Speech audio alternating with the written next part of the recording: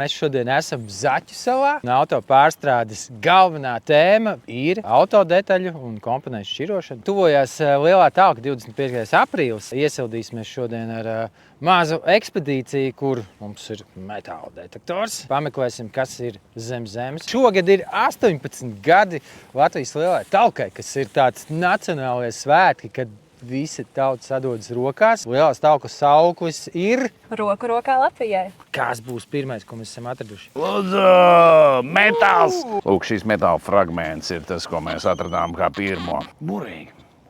Palīdzību! Jā, ir nepieciešama rakšana šeit. Tas jau varbūt zina, kā maziņš kaut kas. Wow! Tas ir raidītājs. Visvairāk, protams, ka Somijā, man liekas, ja tur ir metāla detektori, tad viņi visu laiku skan. Jo tur visvairāk ir smagā metāla grupas visā pasaulē uz 1 kvadrātmetru. O, pudele. Oha! Tas ir šķidrais metāls. O, stikliņš. Tā. O, saldiņš. Tas ir no 85. gada. Jārlūk tikai dziļāk. Tā arī Latvijā 2026. gadā Dāvis atklāja naftas atradnes.